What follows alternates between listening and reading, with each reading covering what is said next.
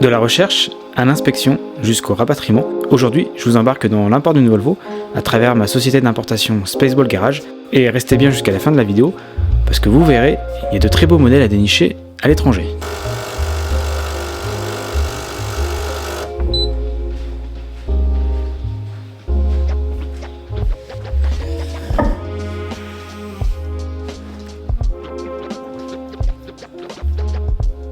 Du coup, pour la documentation d'une importation d'une Volvo, on va diviser la vidéo en 3 étapes. La première étape, qui consiste à trouver un véhicule pour un client, puis ensuite appeler un vendeur pour prendre des informations sur un véhicule, tout en faisant par la suite un point à mon client en question. Et la deuxième étape, est sans doute celle qui est la plus importante pour Spaceball Garage, qui est l'inspection d'un véhicule.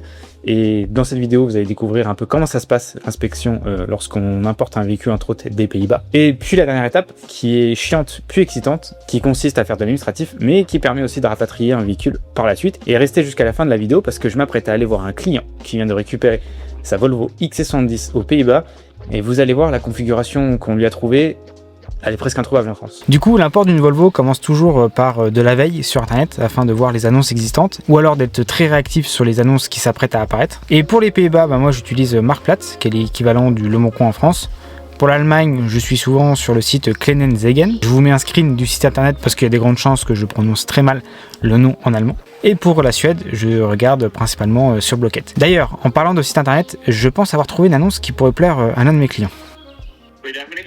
Yeah, good morning, sir. Do you speak English? Yes, a little bit. A little bit. So, my name is Alan, and I'm calling you on behalf of one of my clients. What you can tell me about the condition of the cars as a mechanical condition, like tires? When the last time tire has been? The tires are 6 millimeter, 5 or 6 millimeter, Okay. good condition, Michelin. The brake system behind is everything new. Bon, pour vous éviter des longueurs et pour m'éviter du sous-titrage en post-production, je vais continuer cette partie en voix off pour vous dire que lorsque j'appelle un vendeur, je pose toujours les questions primaires qu'on doit poser à un vendeur automobile, que ce soit un particulier, un professionnel, surtout d'un point de vue entretien courant, que ce soit les disques et plaquettes, les pneus, la croix distribution, connaître l'état de l'embrayage ou de manière générale juste savoir si la voiture a un historique d'entretien. Puis j'essaie de creuser un petit peu plus sur les parties sensibles de certains véhicules, par exemple avec les XC70, il y a certains éléments qui sont à vérifier plus que sur un V70, et donc j'essaie d'en connaître un tout petit peu plus. Mais il faut savoir que beaucoup de revendeurs, que ce soit aux Pays-Bas, en Allemagne ou en Suède, ne connaissent pas tous parfaitement les véhicules, sachant qu'en plus les historiques d'entretien sont souvent des tampons dans un carnet et non des factures, donc c'est toujours difficile d'avoir tous les éléments avant d'envoyer l'inspecteur. Et c'est pour ça que l'inspection c'est vraiment un élément central de Spaceball Garage, c'est vraiment pour s'assurer que les éléments qui sont transmis par le vendeur soient véridiques et à minima qu'ils ne mettent pas ou ils ne mentent pas sur certains éléments. Toutefois, pour être totalement transparent sur cette partie-là, je ne passe pas non plus une journée complète à aller chercher chaque élément de chaque voiture avant de prendre une décision d'envoyer un inspecteur. Tout simplement parce que sur certains véhicules, ils peuvent partir dans la journée, ou tout simplement parce qu'on peut avoir des fois un vendeur qui peut recevoir plein de messages, qui envoie tous les éléments et qui peut se faire ghoster tout simplement, et donc qui au bout d'un moment arrête d'envoyer les éléments et prend seulement en compte les gens qui soit l'appellent, soit viennent le voir directement sur place. Et j'ai eu le cas dernièrement avec la Volvo V70 importée de Suède, où le vendeur m'a clairement dit qu'il me donnait la priorité parce que j'ai pris le temps de l'appeler, contrairement à mon client qui l'avait contacté initialement par message et qui s'est fait ghoster par le vendeur. Alors, une fois que j'ai pris les premières informations avec le vendeur, je fais un point en vocal ou en appel avec le client. Salut Thomas, j'espère que tu vas bien. Je te fais un rapide vocal concernant la Volvo V70 dont je t'ai envoyé l'annonce hier et parce que je viens d'avoir à l'instant le vendeur. Et écoute, elle est quand même plus prometteuse que celle qu'on avait initialement visée. Pour lui donner toutes les informations que j'ai réussi à avoir et éventuellement voir aussi si lui de son côté il veut obtenir encore plus d'informations avant d'envoyer un inspecteur. Mais de manière générale, cette première phase, si le véhicule semble plutôt positif dans les éléments qui ont été donnés par le vendeur, nous permettent de lancer une inspection.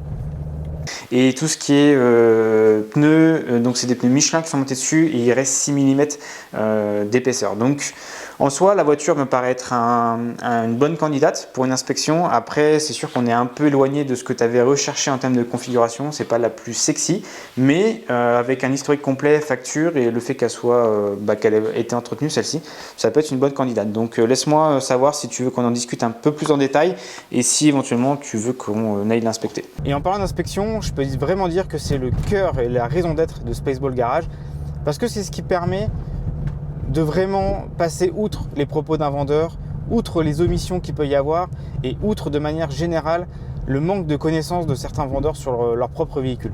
Et donc, avec cette vidéo, je me suis dit que c'était le bon moment de vous montrer comment fonctionne une inspection. Et pour ça, on commence par l'extérieur de la voiture.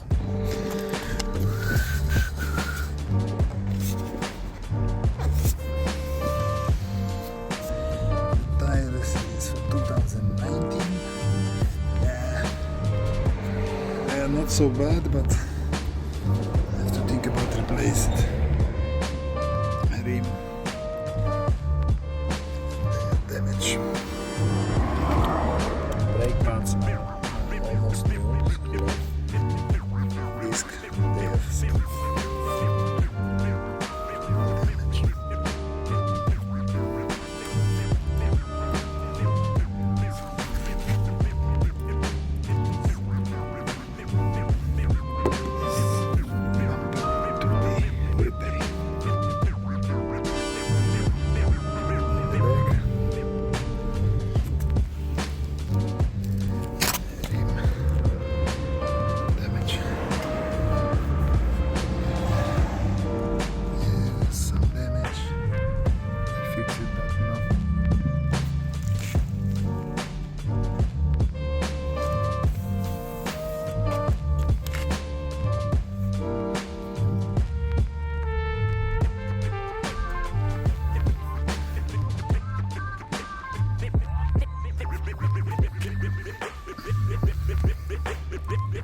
Ensuite, une fois que l'extérieur a été fait, on peut passer à l'intérieur.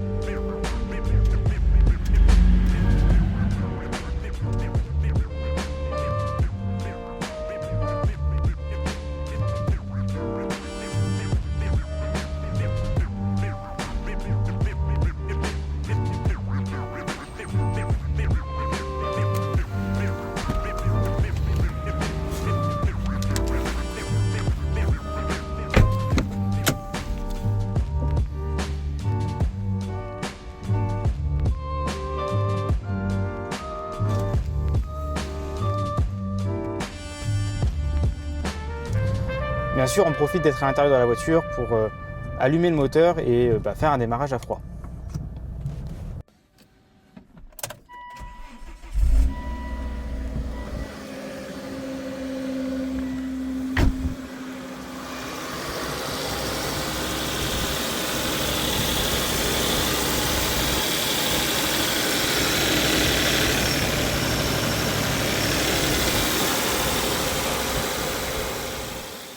Une fois le moteur allumé, on profite, lorsque c'est une motorisation essence, de vérifier le système PCV.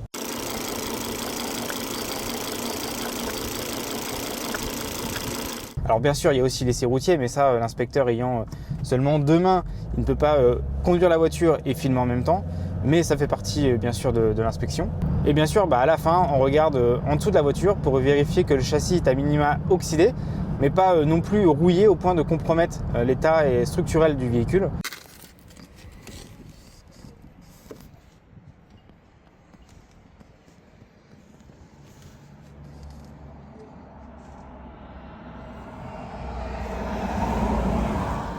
Puis à la fin, l'inspecteur nous remet un rapport d'inspection qui nous détaille les éléments positifs et négatifs du véhicule, qui nous permettent soit de passer notre tour ou alors de prendre une décision d'achat avec un levier de négociation dû à l'inspection. Mais quand on a le go du client, on passe à la partie un peu chiante, mais aussi tout excitante parce que ça permet de rapatrier la voiture. Je parle de là du côté administratif.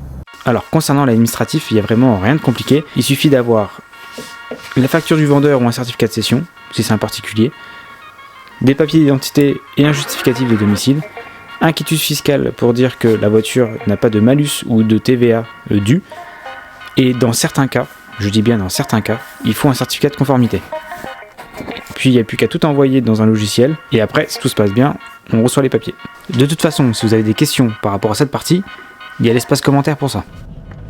Du coup, je suis en direction de Châteaudun, une ville à peu près à 40 km au nord d'Orléans, pour retrouver et rencontrer Christophe, un client de Spaceball Garage et qui vient de récupérer sa Volvo XC70, mais pas n'importe quelle Volvo XC70, on parle d'une configuration, et je dirais même d'une édition rare et presque introuvable en France. Du moins, moi, j'en ai jamais vu sur les routes et j'en ai jamais vu en annonce sur le Bon Coin depuis que je suis un peu plus dans l'univers de la Volvo. Et vu qu'il est en direction de Nantes et qu'il passait pas très loin de Châteaudun, je me suis dit que c'était la parfaite occasion pour pouvoir conclure cette vidéo, vous montrer sa voiture et aussi partager un peu son retour d'expérience vis-à-vis de Spaceball Garage et de vous montrer de manière plus globale comment ça se passe le rapatriement avec Spaceball Garage.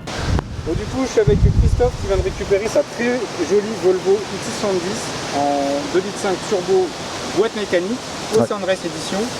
Exact. Salut. Salut Alan. Bon, j'espère que tu as fait bonne route jusqu'ici. Super, j'arrive de Bruges là après 3 jours de road trip en venant de Rotterdam. Donc très sympa pour tester la voiture dans pas mal de conditions, de la ville, de la 4 voies, de l'autoroute, de la petite route, etc. Donc plutôt agréablement surpris par le véhicule. La particularité de cette Volvo, entre autres, hormis qu'elle est presque full équipée, il y a le volant bois. Et je voulais avoir un peu ton avis sur cette expérience-là, parce que pour moi, dans les volants Volvo, c'est un des meilleurs en termes de prise en main et de qualité de toucher. Toi, t'as fait combien de kilomètres jusqu'ici là? Je sais pas, enfin depuis Rotterdam, je dois être à 800 km je pense, ou 1000 km.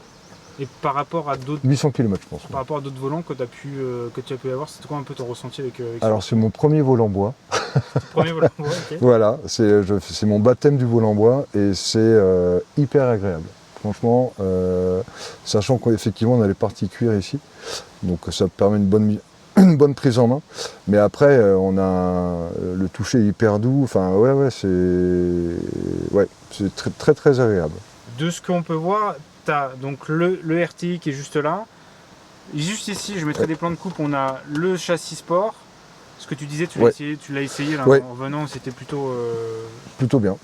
Plutôt très bien. Toi, tu préférais le mode confort quand même plus que le mode sport au niveau le mode sport, si, ça marche bien, mais je trouve que ce qui lui va mieux, c'est le mode confort, puisqu'on n'a pas ou très peu de roulis en fait dans les virages. Ça, c'est assez surprenant, puisque quand on passe des dodanes à faible allure, on a tendance à avoir un peu un effet bateau. Et en fait, sur des petites routes bosselées avec des petits virages, il n'y a pas de roulis. Donc je suis assez impressionné du système de Volvo là-dessus. Après le mode sport, évidemment, c'est un peu plus raide. Donc ça vire quasiment à plat. Mais voilà, c'est pas une sportive non plus. Non, mais c'est pas une sportive non plus. Moi, ce que j'aime avec les Volvo, c'est que quand j'ai fait 6-7 heures de route, je me sens pas fatigué. Comment tu te sens après avoir fait autant de route depuis pas fatigué non plus. Alors moi j'ai un gros défaut. Je mets longtemps à trouver ma bonne position de conduite. Okay. Donc là j'ai testé plusieurs. Sachant que dans la vraie vie j'ai une position été-hiver. Enfin, c'est un peu idiot mais. Ouais. Ça veut dire quoi ta position parce qu'en hiver tu mets des gros manteaux, etc. Donc tu es plus près. Ah ouais, non, je vais jusque là moi. Donc ça change quoi dans ta position de conduite exactement? En position été, je me recule un petit peu, mais ça joue à 1 cm. Okay. Je suis assez précis sur ma. Mais là, avec le siège électrique, c'est cool, parce qu'on peut régler très finement sa position de conduite. Et franchement, là, je pense que j'ai trouvé ma position de route ou autoroute. J'ai filmé un truc parce que c'est très rare aussi sur XC70 qu'on importe. C'est que ici aussi, tu as les sièges électriques de deux côtés. Oui. Et c'est pas commun. Ah ouais. Parce que souvent, moi sur la mienne, j'ai que des conducteurs. Et toutes les X70 que j'ai importées en finition haut de gamme, vraiment summum, etc., siège électrique que d'un côté, ils prenaient pas le deuxième côté. Donc là, tu as vraiment les deux côtés. Donc pour te dire que entre la boîte méca, le châssis sport, le RTI, le volant bois, l'HU 850 et les 11 haut-parleurs, parce que ça pareil, je le répète, mais 11 haut-parleurs sur les XC70, je prends un faux de moi. Et du coup, t'as pas eu une mauvaise surprise en la récupérant par rapport à l'inspection qui a été faite? Ce que tu me disais, tu me disais en off parce que du coup là j'avais oublié de filmer. Tu me disais en off que l'inspection t'avait permis de voir toutes les photos, vidéos, état de la voiture.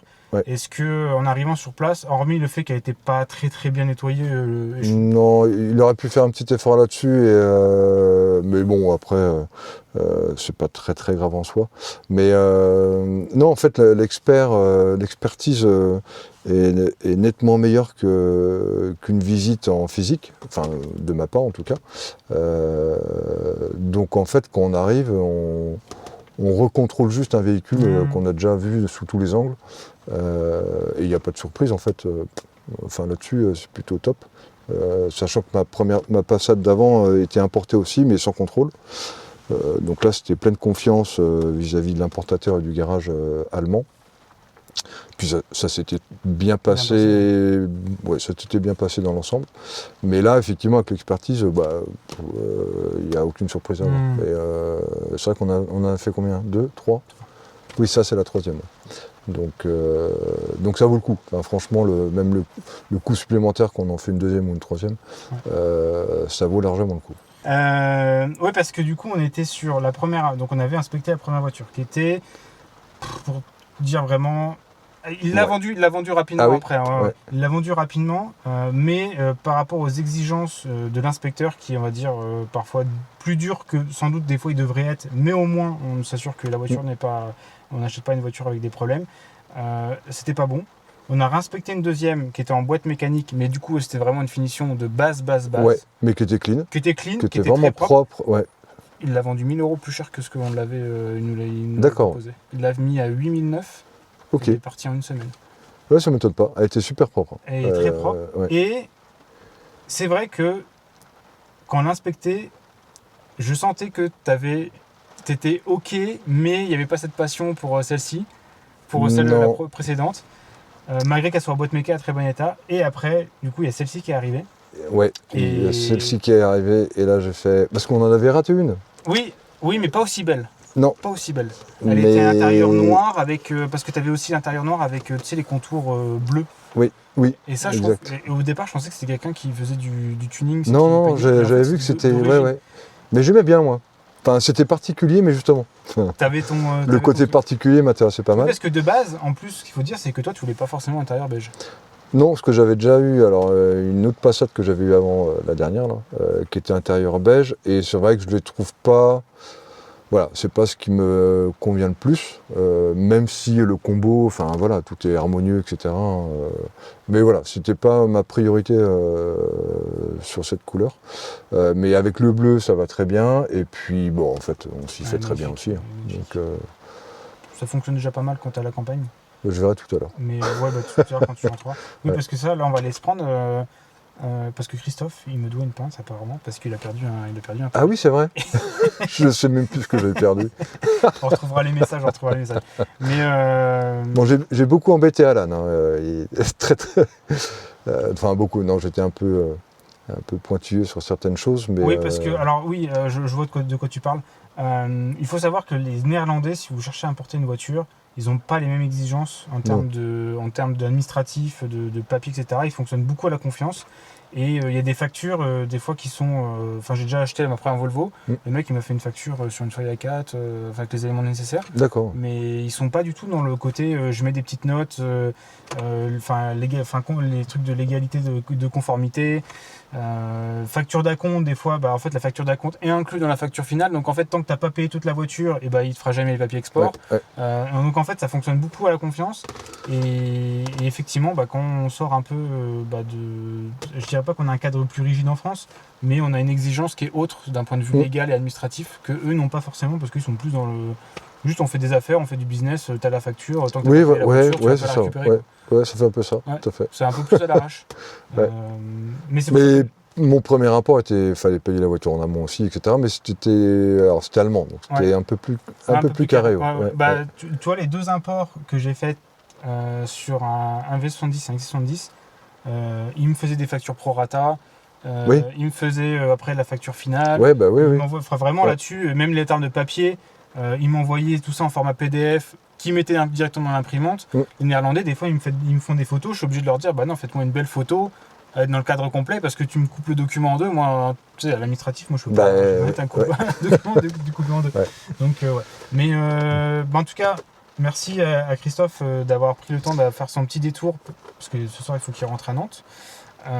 Donc merci à toi d'avoir fait le détour. C'était chouette, c'était l'occasion. Pour ta confiance sur le projet. Merci à toi. Je suis content qu'on ait allé jusqu'au bout des choses, que tu as pris le temps de réfléchir à la deuxième qu'on a inspectée Ouais. pour aller de l'avant sur celle-ci, parce que pour le coup, vraiment, c'est vraiment une configuration coup de cœur. Là, du coup, je profite de la fin de cette vidéo pour remercier de nouveau Christophe de m'avoir permis d'apporter cette Volvo XC70 dans une configuration juste magnifique. Et si je devais en racheter un par la suite, dans un avenir proche, je serais sans doute dans cette configuration-là, tellement je la trouve parfaite, tout simplement. Dans la coloris, dans le fait que ce soit une boîte manuelle, le 2,5 litres turbo, le volant 3 branches, les jantes 17, bref, elle a tout de ce que j'aime dans la XC70. Donc merci encore à Christophe de m'avoir donné la possibilité de rapatrier cette voiture. Et puis quant à nous, on se dit à très vite pour l'épisode 2 du concept J'irai découvrir votre Volvo chez vous, avec la découverte de Julien, qui est membre du Volvo Club. Et il a 2 Volvo qui devraient, je pense, vous plaire énormément. Donc on se dit à très vite. Merci d'avoir regardé la vidéo. À bientôt.